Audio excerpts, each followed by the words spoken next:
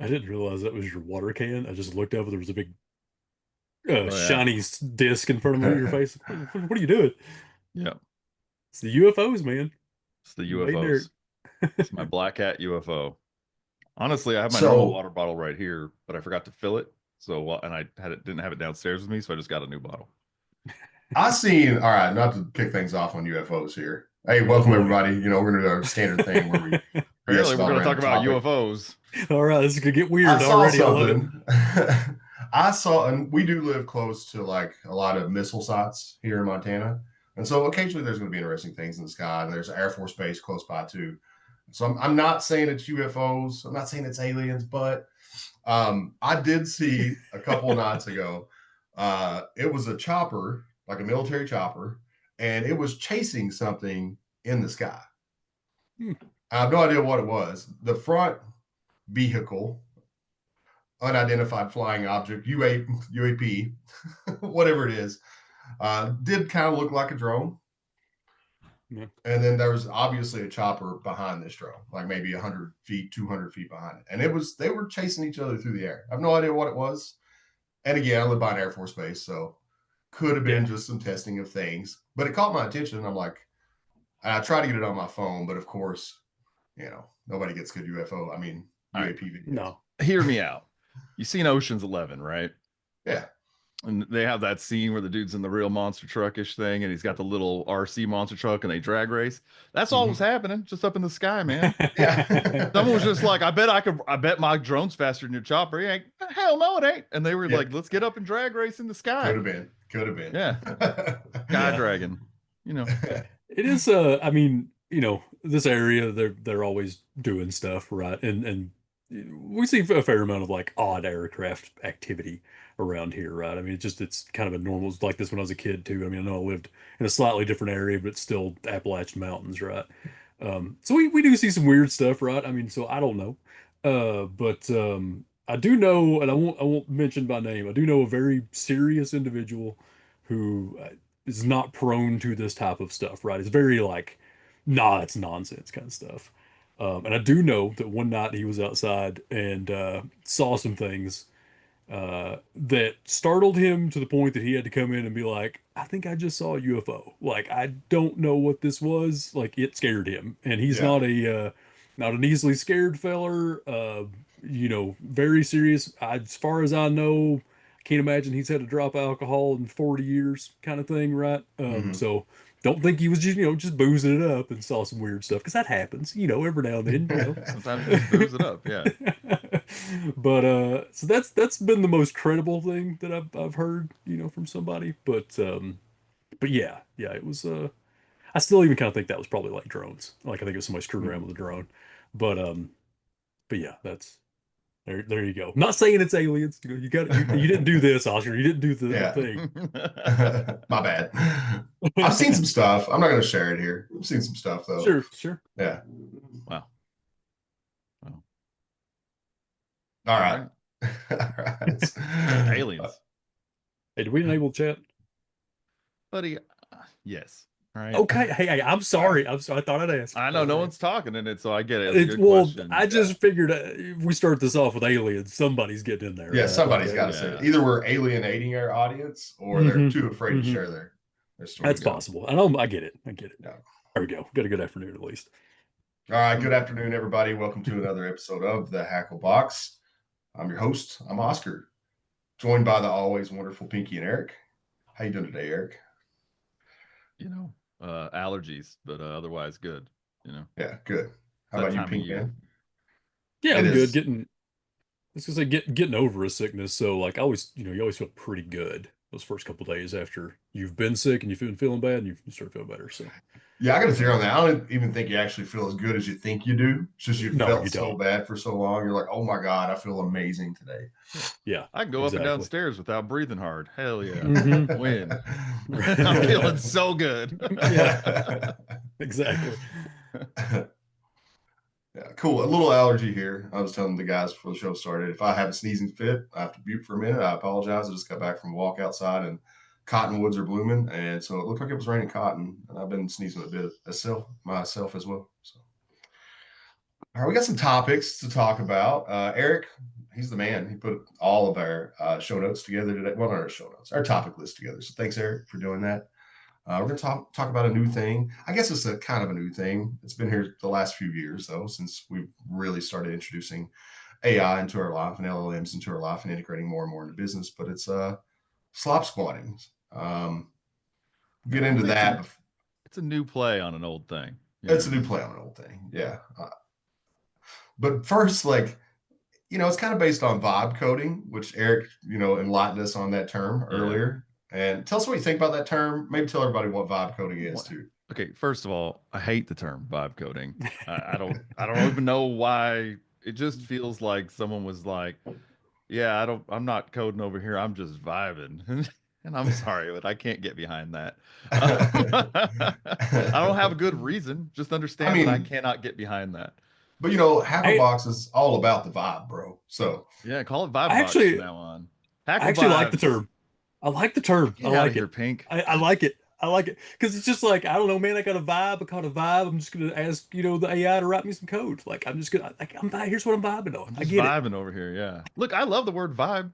I don't like the word vibe or the phrase vibe coding. I'm just not a fan. It doesn't All matter. right, But all right. here's the It's thing: if fair. it's gonna be called vibe coding, then I think this should be called vibe squatting. You know what I mean? Not Okay. slop squatting. I think slop squatting is a terrible name too. I don't know. I don't know. Or we call it slop coding because those people are being sloppy. I don't care, but we need to have alignment nonetheless. Not named by the same person, and I don't know if slop squatting is the one. I guess it's the one that's going to catch on. We'll see. Uh, I'm on the Nonetheless, fence on vibe coding though. Let me be clear. Like I don't have a love or hate for it. It's just a thing right now for me. So I appreciate you guys both have a passion for this word. No passion for me. It's just a word. okay. Right, right. Okay. Vibe coding equals vulnerability as a service. Vulnerability as a practice for sure. Maybe as a service too. Okay. Yeah.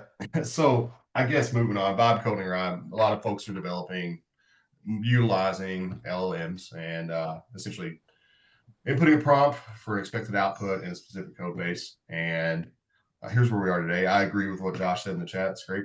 Vibe coding equals vulnerability as a service.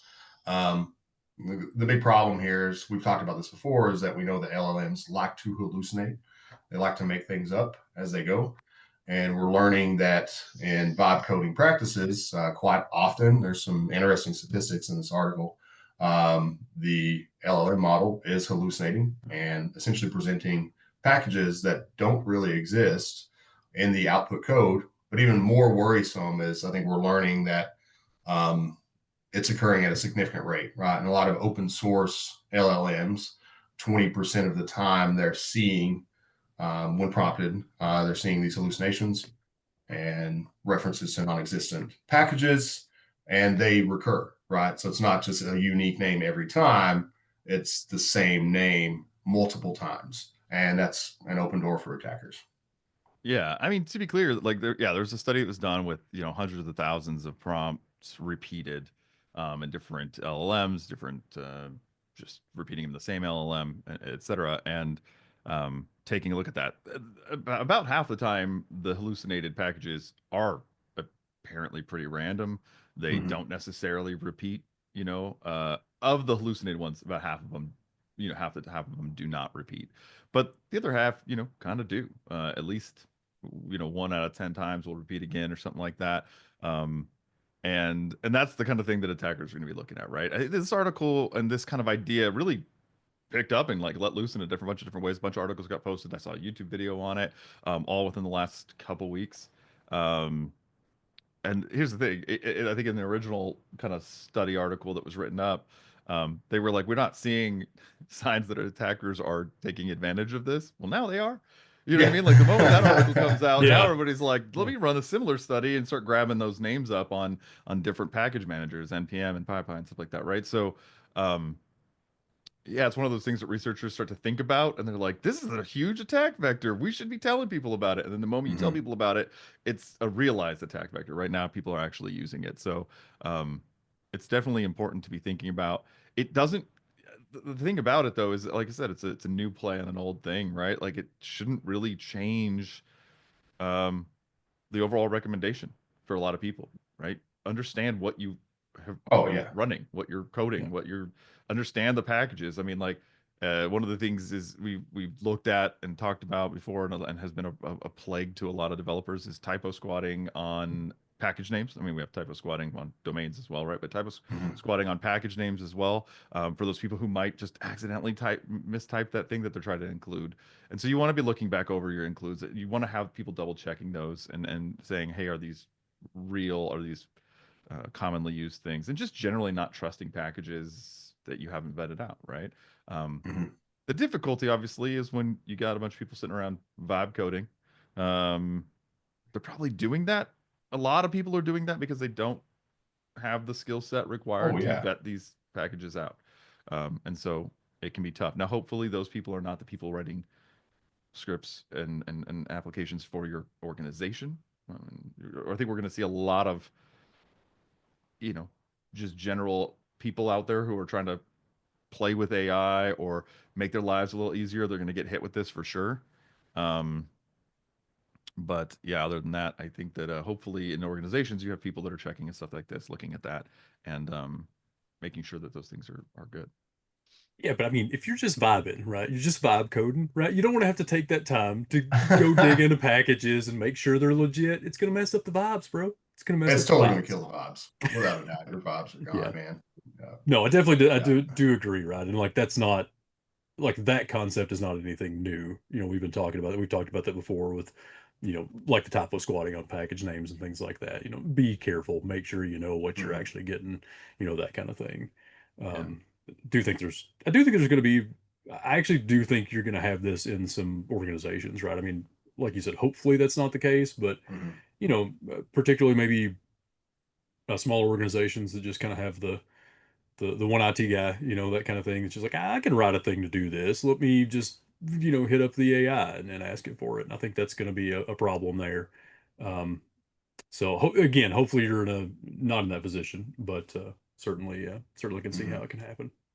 Oh yeah, Yeah, for I sure. wasn't surprised to see this. I was happy to see statistics around this. I think they did a really good job in the research, and actually, discovering what's repeatable, what isn't repeatable, how many times does it actually repeat, which LLMs are more susceptible. I will say too, it kind of calls out that open source LLMs are more susceptible to this than ChatGPT, but at the same time, ChatGPT, while it had a lower occurrence rate, it's still susceptible to the same risk. And this is something that I know there's a talk I wrote a couple years ago. We talked about this is a possibility of hallucinations, right? Being able to weaponize hallucinations through things like this. And so, hey, kudos to us because we have been talking about this as a possibility for a couple of years. And actually, now we're seeing the data to prove, like, yeah, this is actually a risk. I'm with you guys though. It's tough because most of the people who are vibe coding probably don't have the skill set to actually review those repositories that they are integrating into their code base, and so it's probably going to run rampant. I think it's why it's important too when you're developing new applications to, like, they call this out in the article, but like stand those up in an isolated environment, run those in an isolated, and really figure out everything it's doing. And if you see unexpected outcomes, probably need to do a deeper dive in those supported packages. Yeah, I mean, it's just an emphasis, or it's a situation that allows for a larger amount of mistakes that we've already seen. Mm-hmm. Um, one of the look, a lot of people out there who weren't, I mean, even people who are pretty seasoned developers, but especially the ones who are not, when they don't know something, they're going out, they're finding some Stack Overflow or Stack Exchange like related article. Someone's saying, "Oh, this thing can do it, or that thing can do it," or they're looking up whatever, and so they're throwing those packages in and they're using those packages, looking at some documentation of those packages and going right. Um, Most people, unfortunately, and I've trained on this for years when working with certain organizations, development teams, are not vetting those packages and haven't been and still aren't today, right? They go Yeah. out, they hear, hey, this package handles that authentication thing or whatever it might be, this interface with this type of database, and I'd rather have a pre-wrapped thing for that, and so I'm going to use that package and use that. And a lot of times that does introduce actually a lot of security, right? Someone else has already implemented all that security that you don't know about. But if you don't know what it's doing, you can never be 100% sure. Now, so that's already an issue. It already spreads. People Oh are yeah. learning kind of ad hoc like that. And then you take in and you're like, I'm going to also throw on top of it that I can be lazier and have something just tell me the wrong thing to do. Um, Yeah. Yeah. Yeah. And one of the things Marcus put out in chat is that like it's also sometimes LLMs are sometimes pulling malicious things as well, like just from the bat, off the bat, and it gets trained on data, right? There's stuff out there that is malicious, so you're going to see that sometimes too. And then the question might be also like we're seeing that maybe some code is pulling malicious stuff. They're detecting that. Is it because of slop squatting? Did someone kind of get ahead on some of these things and do that? Mhm. Like so. Mm. One of the things that I thought was interesting in the facts too from the article about it was that um, some of the hallucinations were not technically like a straight hallucination. They were the Yeah, LLM typoing packages as well. And I was like, that's yeah, fun. The LLM Yeah. can accidentally typo the yeah. I Yeah. packages. was going to call that out as well. So and again, like talking about like the learning data for this. So if they're pulling in these Mhm. articles from dev forums, maybe that typo was already there and they're just repeating that. So it's like, Exactly. it's a combination like, hey, our LLMs are actually typo squatting us and they're slop squatting at the same time. Cause it was like kind of half and half, right? Half were just made up and half of them were really close to actual, legitimate package names. Hmm. Mm. Yeah, I think an interesting thing too is like, I mean, you brought up that a lot of the open source ones are going to be more vulnerable to this than some of the closed source things. I think the article kind of calls out that like closed source has a financial incentive to try to protect against some of this, but also I think there's to keep in mind that some of the LLMs are just not good at coding. That's not what Mm-hmm. their intended purpose is. Yeah. So you're going to go through some of these more open source ones that are not that's not their purpose at all. Sure. And so then you ask it to do code and it's going to hallucinate a lot of it because it wasn't trained for that really Mm-hmm. particularly, right? Um, I don't think their Claude was brought up once in the article. If it did, I forgot. But that one is what commonly everybody's using for coding. I mean, a large percentage of people. So I'd be curious to see actual specific stats on that. I think, but yeah, I it's be careful. Yeah, be careful. I think that's the key Careful when takeaway. you're vibing. Don't want to mess up your Always vibes. be careful when you're vibing. Yeah. Yeah. Yeah, I guess the two things that like we already hit on is any packages that's going to be included in your code base, just verify those, right? Take the time to do that while that may be a challenge for a vibe coder. And then testing those applications before you roll anything into production. Send them up in an isolated environment so they can be fully vetted, tested to validate the functions are as expected. Yeah. I mean, it's always about level of your risk tolerance, right? Mm-hmm. What your comfort is with the risk. I think that look, I don't personally feel like it's good enough to go off of the popularity of something, but for a lot of other people that would be enough, or at least it's better Mm-hmm. than nothing, right? I mean, I will say when you say verify these these packages, for a lot of people that would just be verify that it exists, right? Which it's like no, Yep, because if they're slop squatting it, it will exist, sure. right? So maybe does it exist and it has a lot of people using it. You have articles out there about people talking about it. I'm not saying that'll make it safe, but it's better than nothing, right? It's Like Absolutely. something. to Yeah. some Something level. to work Sometimes off I know of. people who will approach like a GitHub looking for something and they'll just look like how many times has this been forked and starred by other people? Like that means a lot of people have had eyes on it and it probably is less likely to be vulnerable. I mean, that is a level of risk tolerance that you might be comfortable with. So at least do something to verify. Yeah, I don't know why my brain went here. This is totally off subject, and I'm just going to derail for a minute. But Pinky, do you remember from a long time ago a little program we had called the Lunch Matrix? Yes. Yes, I do Lunch remember the Matrix. launch metrics. Yeah, Yes. yeah. Yeah. So we had Yeah. this That's program, Eric, and it was awesome. Like we were all in the office together and go to lunch. There was a debate on where we're going to go to lunch. This is back in the good old days when everybody was in the every day. office every day. Every Every day. day there was a debate. Yeah. This is And so, every evening with my wife and I. We don't know what to do for dinner. well, you need the So lunch matrix in your life. You Okay. yeah, do it. Yeah. Yeah. Yeah. So we love vibe Tyson coding. Bennett actually shout out to Tyson if he comes across us and listens to this one day. Awesome dude, but he developed an application. It's called the Lunch Matrix. So you had a couple inputs. You could be like, "Hey, I want a $5 lunch, a $10 lunch, or we're feeling saucy. Let's go all the way up to a $20 lunch." And you put in those parameters, and it's like, how much time do you have for lunch? Like a couple little things, and it was just a randomizer, and it would spit out, "All right, you're going to go eat lunch here today," and it solved all of our lunch arguments because we said, "Hey, we got to just." Give our authority to the matrix to show us where we're going to go eat lunch. And how my brain got here. It was like, I don't really know how to use for vibe coding. I was like, man, that lunch matrix. So, I mean, even in my home life, like you're talking about, Eric, Yeah. like if I had that, it would solve so many of my problems right now. So I want to vibe code a new lunch matrix. I Okay. started a remake one years later called the Lunch Dart, which is, just kind of like throw a dart at the board of lunch Uh-huh. options or whatever. But you wouldn't have had as many parameters. So that like the Matrix was definitely a better one because you could filter it and make it fit or whatever. Yeah. Um, but yeah, that was always a nightmare in that particular office because everybody went to lunch together for the most part too, right? Like we were just all hung out all the time, and so it's always an Yeah. argument, always an argument. The Yeah. Wheel of Restaurants. I like that. Yeah, yeah. Yeah. Look, if All you're right. ever just not feeling like vibe coding up a solution, but you also don't know what to have for lunch, it's chicken dinosaurs. So Okay, yeah, sure. Dino yeah, I'll write you a Nuggies. script real fast. It's just like print chicken dinosaurs and then Yeah. closes. Any input I responses.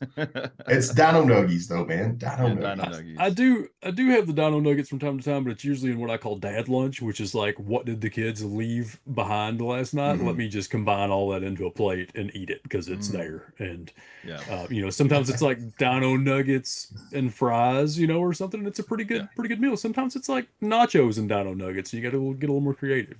Exact same situation in my home. It's just reversed. The kids eat what I left behind, which is commonly a couple Dino Nuggies, maybe two French fries, and a few macaroni and cheese noodles. You know what I mean? Yeah, Okay, yeah.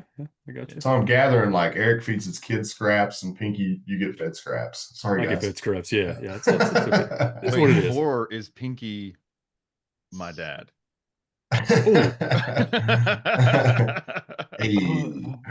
I don't know how it works, but Yeah, I don't think I don't. I'm I just mean it. vibing over here. Yeah, I mean, time is apparently a thing, and it's can be. I don't know, man. Time's a It's vibe, man. UFOs. Time's a vibe. All right, cool. Moving on. Vehicles are getting hacked, dude. Vehicles are getting hacked, right? So I've So an told. article put out that vehicles and OEM manufacturers have seen an increase of 45% in their attacks Q1 of this year as compared to all the data for last year. Um, yeah, so this one is pretty interesting. I think we'll dig into it more here, but Now my expand on it. initial my initial thought on this too is like, hey, obviously, this isn't turning political, but I have to, bring up the state of the economy too, right? I know that a lot of OEM manufacturers and ancillary businesses that rely on, production from the vehicle manufacturers are kind of like in a limbo right now. They don't know really what's going to happen because of supply chain, tariffs, and all that good stuff. And so, like, could be a coincidence, maybe not, that they're likely seeing some budget reduction right now. And so we're seeing attackers start to pivot and focus more on that industry because maybe they have limited funds, maybe they'll have the ability to monitor as close as they could before. I know specifically in this article, they said that the number of threat actors, and I don't know how they got this number, but the number of threat actors focused on automotive and mobility jumped from 300 to 1,100 in that quarter. So yeah, there's a focus on automotive today. I'm real curious about that number. Like Mm-hmm. that one that stuck out to me too. Of like, how do I mean, I guess you can kind of see who they're attacking or something like, different attack groups or something, but still, it's a lot. How are you able Um, to effectively track 1,100 different attack groups? That yeah, I'm a little skeptical. I'm skeptical of every number I see in any article, to be Mm-hmm. honest with you. yeah, But you know, because the AI that wrote it was just vibing, you yeah, it's just vibing. know. Gonna be the theme for today. We just It vibing. is. Yeah. Um, I think the important thing to talk about in an article like this, and when you see things like this, is like the numbers may or may not be accurate. They may or may not be inflated. I feel like most articles or most numbers in an article are inflated because they want to scare you. But Mm-hmm. that all said, there's still important Yeah. things to talk about, I think. And one of the things that really stood out to me on this was I mean, a couple different topics. One is like, hey, as we more and more move into the future and we integrate more technology, more computer, more internet, more AI, more whatever into different products. I mean, my buddy was just telling me he got a dishwasher that's hooked up to the internet now, and I was like, well, that's what I've always wanted for my dishwasher, more internet. He said it's really cool though. It gets to play cool songs when it finishes a load of dishes, man, which is like definitely worth That's it. pretty nice. But that said, I mean, like the more we do this, the more there is risk for those things to be affected, right? Nobody is worried about their old, like, I don't know, 70 something vehicle getting hacked, right? And like Yeah. today, it's a thing potentially. And the other part of the conversation, which I'm not trying to like move on from that one, but from my perspective, the other thing to talk about is like, what do different user account levels at an organization have access to, right? Mhm. And what does that mean as we integrate more of those things into the kind of the first point, integrating more stuff in? What level of access does the common employee at an organization have access to into your things that you own, your Mhm. products, your devices, your cars? Yeah, Yeah, I gotta. I'm sorry, man. I'm stuck on this dishwasher that plays songs sure. when Yeah, it we can finishes rewind. Yeah, go for it. clean. Yeah, cleaning the dishes. Like you can just put like your dishwasher will play Wu Tang when it's done. Yeah, I mean, I think Ah, so. I don't know. I don't own the thing. He told me it plays cool songs when the Ah, thing's done because it's internet connected, and I was like, that's dumb. our AKA really our neat, man. Really neat. our washing machine has a like it outputs a like a Wi-Fi connection, right? Like so you can connect to. I Yeah, mine assume too. just through the app or whatever. But yeah, I don't know what kind of things you can do with that because I've never connected to it. Because generally, well, I mean, I don't know if you guys' washing machines like this, but usually if I want to wash clothes, I have to be standing physically at it and put clothes in it. yeah, Like Oh it's no, so. weird. yeah, I can just upload the clothes with mine. Oh, okay, okay. Well, that's Yeah, awesome. Yeah, if you give me Yeah, that functionality, then it I might. helps You know, when I you're might. staying in a hotel and you're like, man, where do I do my laundry? Well, you just upload it to your home Mm, laundry machine, and then you're good. but mine doesn't have a smart. download feature. After Oh, it washes, so Mm, they're just stuck there, and then yeah, I'm naked on the road. Just never yeah, that's not good. any. No, my so like I've always had dumb appliances before I moved here. Like it had smart appliances in the house, and I was kind of like you, Pink. I'm like I'm not going to mess with it. But then so I started looking at my oven and my range, right? And it was like I want to just turn that off. I want to disable it. I don't want it. I don't need to turn my oven on when I'm not at home. Kind of the same thing. I got to kind of be there to put the food in it. You know what I mean? Before I Yeah. can utilize that function anyway. And so I learned with my appliances that you can't disable the function and it's going to continue to advertise until someone configures it. The only way I could actually disable that function was to take it apart and disconnect the actual Wi-Fi component within the range. And if I did that, avoided my warranty. So I Mm, was at that point, I'm like, well, I'm going to do this because the likelihood is low. But what if, just what if, somebody's just cruising around scanning for devices like, oh, cool, there's an open range in this home right here. I'm going to configure that right now. I'm going to set it up and I'm going to turn everything on high and just drive away. yeah. I don't want that That's a risk, valid well, concern, particularly with an and oven, it right? goes You know, like back yeah. to that the kind of thing. Yeah. conversation about UFOs. So It does. Yeah. That Because UFO is going to fly down here. He's going to turn on my damn oven, burn my house down. I'm going to know nothing about it. oh man, this show's a disaster. I love it. It's perfect. It's the perfect yeah, disaster. what But are we even doing anymore? Anyway, yeah, the accounts, cars, and the yeah, user accounts. I mean, my just thinking goodness. about how many incidents we work, right? And even just from working IT and things over the years, you know, generally accounts are overprivileged or the things have gone wrong with how you configure accounts and things like that. There's always that in a company. And so knowing that some of these accounts may have access into my vehicle, right, is now very concerning to me to think about. So yeah, I mean, I think that's a concerning one. There have been examples of things where no employees don't have access to this data, that kind of thing, right? And that's probably what these car companies and things are going to say is that like no standard employees don't have access to, turn your vehicle on remotely or something like that. But we find that may not be true. I think there were some examples recently too in the last few years. So Yeah, I mean, I think that I've definitely heard of a couple different examples where people have said our employees do not have access to get to your DMs or on a social platform or your passwords in a password sharing platform or things like that. And then later on through breaches is how you find out that actually their employees did have that. There's definitely been cases of that I've seen. The other side of it too is it's a tricky situation. There, not everybody is as security minded as us and people on this call. You know what I mean? Like a yeah, lot of people are end user focused. They want to have a good experience, yeah, right? And that is a hard thing in application development, product development, and support development, and all that stuff is a hard thing to find the balance of. What is the acceptable risk tolerance versus the user experience, right? We see it constantly in web application development. We'll tell them, hey, you shouldn't do that. And they're like, yeah, but we need our users to know too.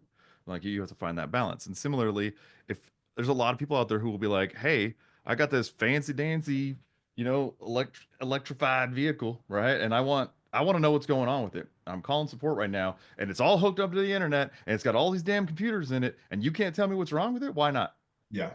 Isn't that what I'm paying for? Isn't that the reason it's hooked up like this? I mean, that's their thought process. It might not be the reason, but that's we get to, right? This user experience of being able to say, oh, hey, we're seeing that you're low on oil right now, or whatever the Yeah. situation might be, right? Like having those connections in from a support standpoint, from a troubleshooting standpoint, is also what people want.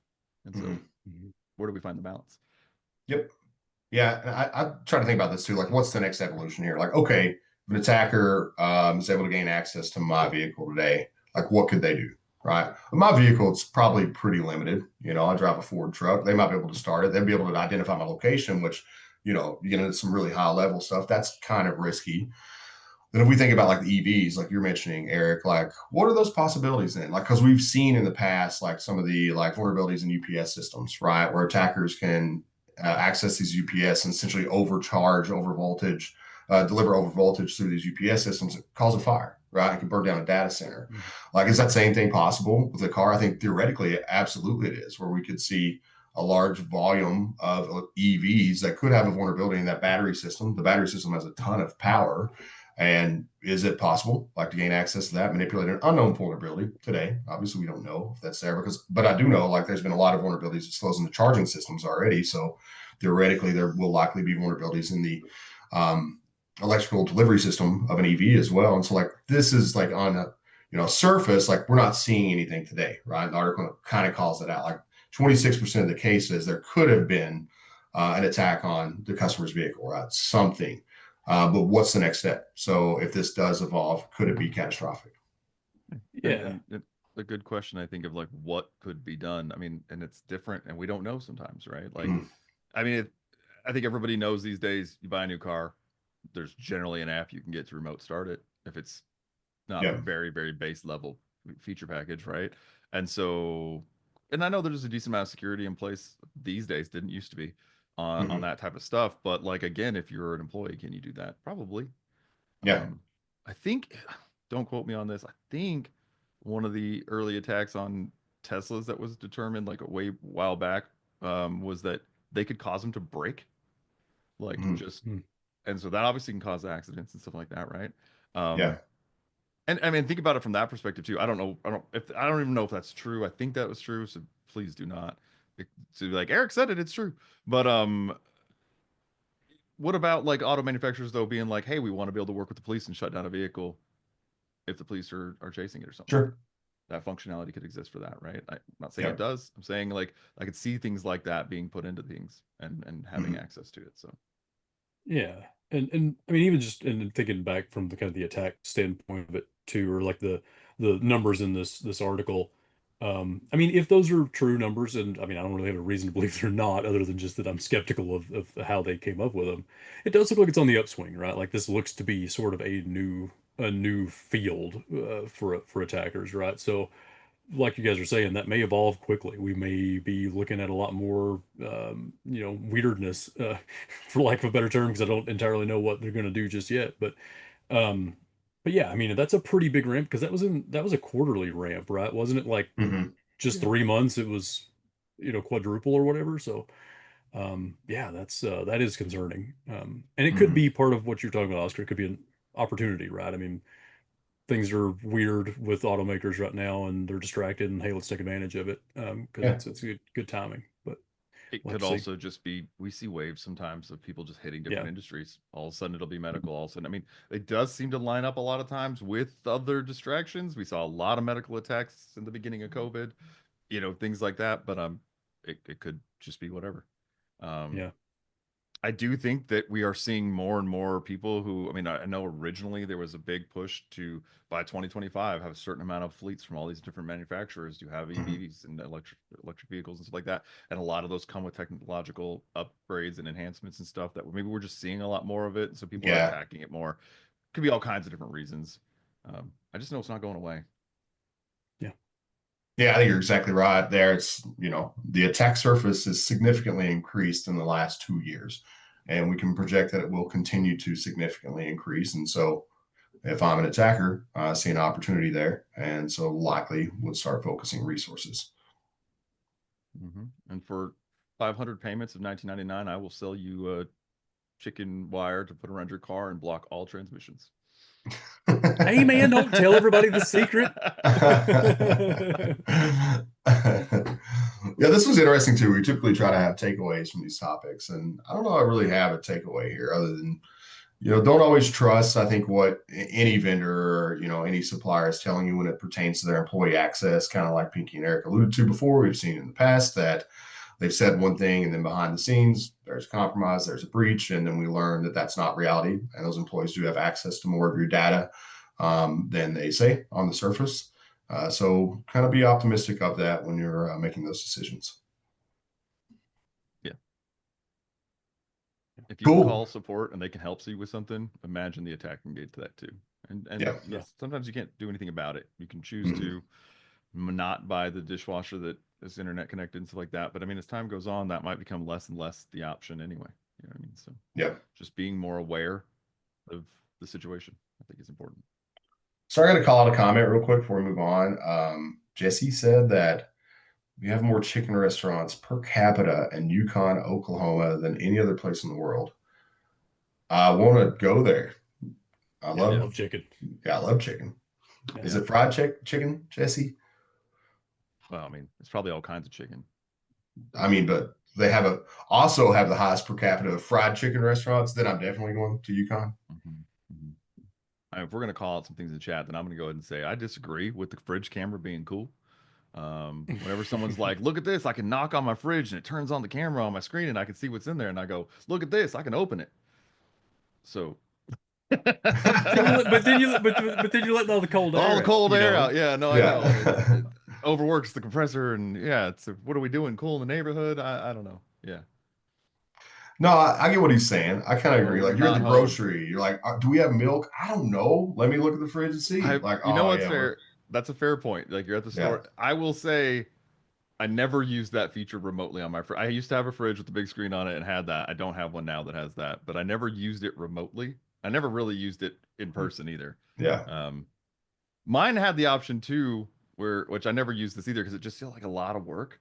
But and also me and my wife are not nearly organized enough to make this happen. But apparently you could put things on the shelves, and then you could like select them in that screen and tell it what it was, or that like the AIs would try to figure it out for you, like that's milk, that's pickles or something, right? And then once you had that all set up, like when you didn't have it anymore, it would like automatically add it to your shopping list, and then you just go to the store and look at your shopping list. Interesting. Didn't need it in my life though. I'm gonna say that. I don't want the AI analyzing my food and then shaming me. Like, you had a whole cheesecake in here this morning. Now it's It's gone. Where gone. did it go? Buy more Like, cheesecake though. It'll tell you to buy more cheesecake. That's So. true. That's true. Yeah. Hey, I just want to remind you gently that you've consumed 57 ice cream sandwiches the last month. Just gently. Just gently. That's probably where I'd turn that app off at that point. Like, nope. Yeah. All right. Thanks, bud. Click. I love I'm with Jesse's Marcus. comment. I'm sorry. She says there's no chicken safe within a 100-mile radius that's safe. Yeah, sounds awesome. I'm with Marcus, and that was what I was going to say too. Is like the reason I never needed at the store to look to see if I had something in my fridge is I generally am at the store because I know what I need to buy from a fridge. Yeah. But maybe you're just like, oh yeah, am I out of barbecue? I don't know. I mean, but there are times, all right, this is chaos today. Go for it. Yeah. But where it's like maybe you got to run to town for something else, and you just so happen to be like, oh, we're right by the grocery. Let's just pop in there while we're here. Like, I have no idea what I need. Just going to pop in and get some stuff. And then I always do that, and I always get home, and I'm like, damn it, I forgot to get cheese or something, Yeah. Yeah. I particularly have a special type of neurodiversity that does not allow me to do that. I know what we need. I have to have a proper list. I don't meander around a store at all. My wife and I actually will not shop together because she is all about vibing at the store, right? Like she goes to the store, she knows a couple things we need, and then she's gonna walk around and vibe. She's going to see like, hey, oh, maybe we need that. That's right. We did finish that. Not me. I have a very specific thing list, and that's it. And I don't go anywhere else. I don't look at anything else. Uh-uh. Except Do for like you? at the checkout. Checkout, you always look around. Oh yeah, you're gonna do that. But do you organize your list based on the aisles and like your path through the store too? Uh, Not necessarily. No, no. Okay. I will look at the I, list and I will immediately just like I'll do that mentally as I'm yeah. doing things.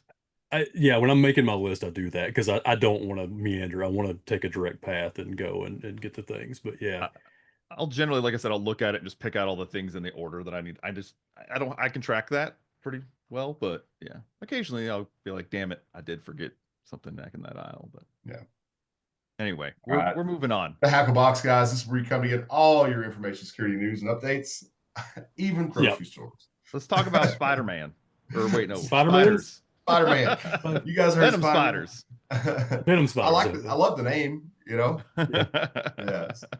So there's a new AP, not a new APT. They've been around a long time, 2018, kind of popping up in the news lately because they're having a lot of success, called Venom Spider. They're known for targeting hiring managers and recruiters through social engineering techniques, which should be a surprise to no one, right? We know that if you're a recruiter, you're a hiring manager, you work in HR, you're interacting with a lot of documents that originate from outside your organization. So they are a very likely target for these organizations. Yeah, when I first started reading this article, I was like, yeah, no doy. Yeah.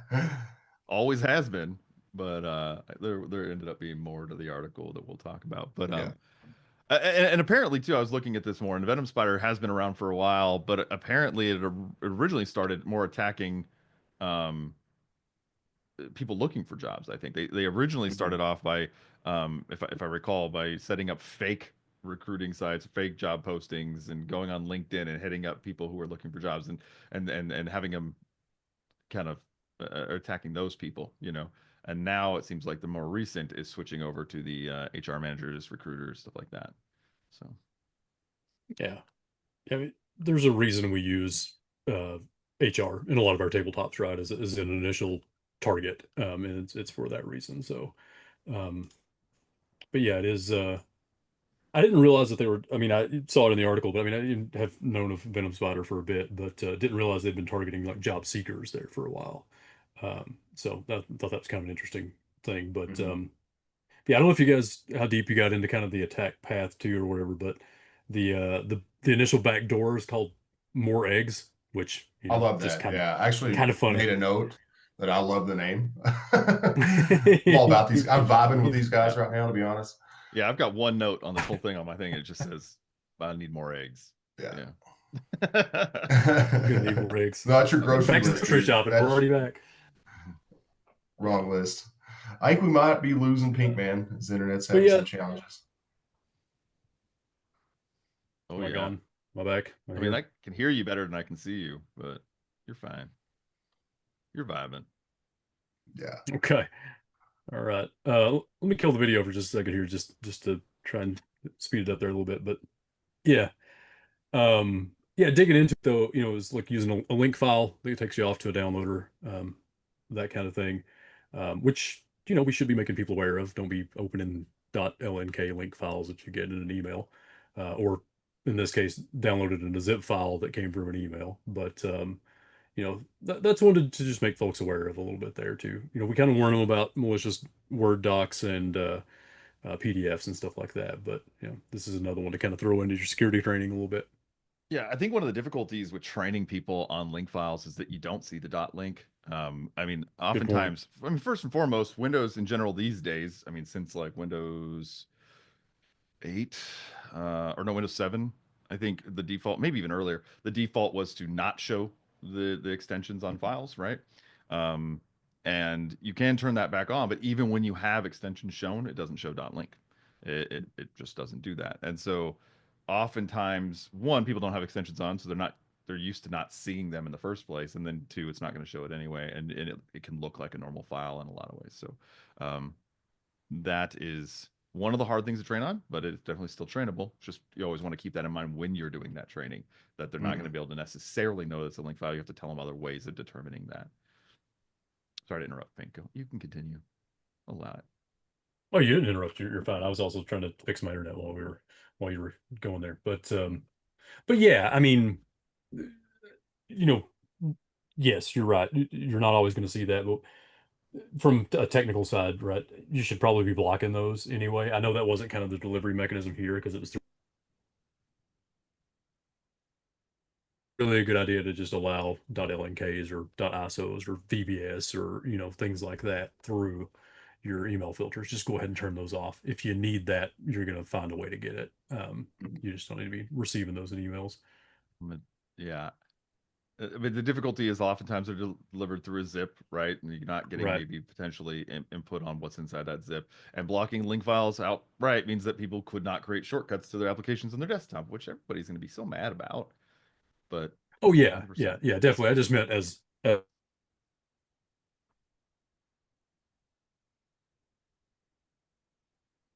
I'm on the edge of my seat waiting man, for him to come back here. man, I'm sorry, guys. I'm just going to freeze every time you freeze. I'm not going to blink. I'm not going to do anything. I'm just gonna have to kill. I'm just gonna kill the video here. It's just not gonna work out. So That's fine. Yeah, this one though I thought was interesting too. So it does link to an external site. The external site has a CAPTCHA on it, so it's a Yeah. technique used for URL scanning evasion, which is clever. The other thing that's kind of cool about this attack is that the code is all polymorphic, right? So it's difficult to identify with endpoint detection as being malicious. And Eric, this is your point exactly earlier. It's like probably why they've been using the same technique for like 7 years now is that they have a pretty good approach to evading detection through the captchas, polymorphic code, and all that good stuff, that it continues to be effective and people are falling for it. Yeah, and I'm sure they've made some changes to their Yeah. dropper and the way certain things function, but oftentimes too, that's what you see is people who are go through the effort and have polymorphic type things. They're also staying on things a little bit better, and they're staying more active on that evasion and different EDRs and stuff like that. So, Mm-hmm. um, yeah, it's it's I think the thing that actually the thing that you said and the thing that kind of like caught my attention was the call out to using CAPTCHA to fight people who might be automatically scanning those endpoints and looking for those Yep. malware and stuff like that. Um, yeah, kind of a thing actually I hadn't thought about. I was Yeah. like, that's kind of neat. Like putting that stuff in place. One, it kind of actually adds a little bit of credibility for some reason. When you feel like it's a pain to Mm-hmm. get to something, you feel like an attacker wouldn't make it difficult for me to get to this damn thing, right? Like it Yep. actually kind of does give a slight small reassurance that something is legitimate. But on top of it, it does. I mean, we do all kinds of things, just not specifically capture, but we do all kinds of things to try to make it so that you won't stumble upon, or even if you're actively looking for something, you won't find our infrastructure. You have to be very specific. Like if we have during a pen test, I mean, if we have some kind of malware that we've deployed as part of a pen test, that the only way to get to it is to do all of the steps right. And so you're not Mm-hmm. going to accidentally stumble upon it, and most of your scanners aren't going to find it. You're going to have found the actual application in memory or something like that, seen how it's making its communication and all the steps it's taking to do it, and then that's how you're going to be able to actually get to the Right. malware that's being delivered. Yeah. So CAPTCHA being one of those stages, 100% makes sense. And Yeah, I thought it was pretty cool. And same thing when I read that. It's like it's so simple and it would be so effective. And I hadn't even considered that as an option. yeah, yeah. As we were kind of talking about, Pink was talking about before he was lagging out. I mean, it's a zip file that contains a link file that goes and gets a batch file that then executes WordPad to look like it's pulling up an actual file, but in the background then runs something else to execute some JavaScript to continue to build and drop a library locally that then is time delayed. The time delay Yeah. being another thing to block sandboxing and analysis. Oftentimes, when there is automatic sandboxing and automatic analysis, it'll run it only for a certain amount of time. It can't sit there and hold up your system forever waiting to see if something's malicious. So if you can time delay it properly, you can technically a lot of times um, cause that to not be analyzed and then get it to execute. There are tricks that sandboxes and auto analysis tools use to speed up time in those environments. So if a typical like, hey, sleep 1 hour before executing something like that, and in none of those they can immediately speed up and fast forward the time and get that to happen. So, but there are other ways to still make it so that it is time delayed even inside of those environments. And so they're using things like that. Everything about this article and everything about the analysis of this group says that they're really focused on evasion, right? I mean, Oh yeah. the CAPTCHA to the polymorphic stuff, from the multiple different Microsoft tools that are being used at different stages. They talk about to like live off the land, and then and their obfuscation and their time delays and stuff like that. Yep. It's kind of just an important thing. One of the Yeah. reasons we like. Focus. Go ahead. I focus on it, and also very effective, right? Like we see that Yeah. other groups obviously are focusing on avoiding detection. It's going to be a primary focus for any attack group here, but these guys are actually pretty good at it. Yep. Yeah. Just because it's focused doesn't mean you're good at it. But also too, I mean, realistically, a lot of the sort of email based at the phishing groups and stuff like that, they aren't as focused on that. I mean, they just kind of roll. Mm-hmm. They're not as evasive normally. So it is interesting to see that from a group. But again, Venom Spider's been around for a while. Mm-hmm. It's kind of a reason they've been around for a while. Yep. We very Yeah. commonly see obfuscation and stuff that's pretty bad, pretty easy to reverse, I think. Mm-hmm. Mhm. So we see a lot, but we don't necessarily see good versions or multiple step versions, I'd say, Yeah. in the wild. I think advice for folks, and kind of going back to hiring managers and recruiters here, would be kind of like you already mentioned, blocking specific file types from being delivered to the mailbox to begin with, but also training the staff to understand, like, don't open anything that doesn't match our standard, right? And tell people we want a PDF or whatever that is. And I mean, I can say, Eric, we've talked about this before. We're like, people would send me Word document resumes, and I'm like, I'm not even gonna look at it. It's like, so if you're sending me a Word doc resume, like I don't even open it. Like, send me a PDF. That's what I want. And why would you be sending a Word doc resume anyway? Because your resume can be manipulated. So don't do that. But I think making sure you train your staff on like what should and shouldn't be open, putting limitations in place. And then also there's a lot of third-party tools now you can use for recruiting. So you don't have to directly communicate through email. You can do it through a third-party system. And so that puts some of your risk on someone else. Yeah, make an AI look at your resume so that when I hide a bunch of details in my resume and trick the AI into saying I'm the best qualified candidate, all right, that works for me. All right. Yeah. Yeah, look, as Oscar was saying, recommendations not any different than it ever was. Yeah. You should be training people, and I think that very specifically, you should train everyone in your organization on phishing, and I think a lot of people are. And then you should take your high risk departments, such as HR and anyone else who's constantly interacting with the outside world. Maybe sales is oftentimes, I know in my past when I was a sysadmin and stuff, I was training my sales and marketing and HR extra, right? Like those people that are going to be interacting and dealing with a lot of files that are being sent in and stuff like that. If your salespeople are directly receiving, requests for quotes or whatever, or they're constantly receiving different data back and forth, then they're good people to do that with too. But just give them extra training, let them and train them specifically on the types of files that they're expecting to receive. Yep. Um, Yep. that much Yeah. better. Speaking of which, most people are doing social engineering testing, phishing tests now. I'm sharing with you guys some things. I've been analyzing our assessment data over the last 18 months, and kind of cool. I will say a win right now is that almost 95% of our organizations that we've assessed in the last 18 months are doing phishing training within their organization. So I love that. It was pretty good before. We're 80% in 2 years ago. But still seeing that continuously improvement. That's cool. I think people are listening. They're trying to do the right things. And they are focusing on educating users.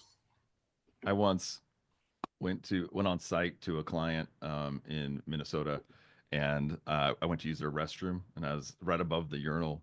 They had phishing education on the wall posted, and I Oh was yeah. laughing so hard. And this company was fantastic. Their security team was Yeah. amazing, but it was just like that was one more thing that you're like, they take it so seriously. It's on the bathroom walls. You know what I Yeah. mean? Like, hey, while you're standing here, read this stuff about phishing attacks. Like, all right. I love it. I love it. So I know we are out of time, almost out of time. A couple of announcements I want to share with everybody too. So next month we are going to be doing an AMA. So ask us anything. I guess it will be an AUA. But anyway, you guys know what I'm talking about. And so we'll send out an email too before that, announcing that here sometime soon. If you have questions beforehand, send them in so we can make sure we get those on the agenda to talk about. Otherwise, feel free to come prepared with questions, and we'll do our best to answer those live on the show. look forward to doing that. It should be a really good time.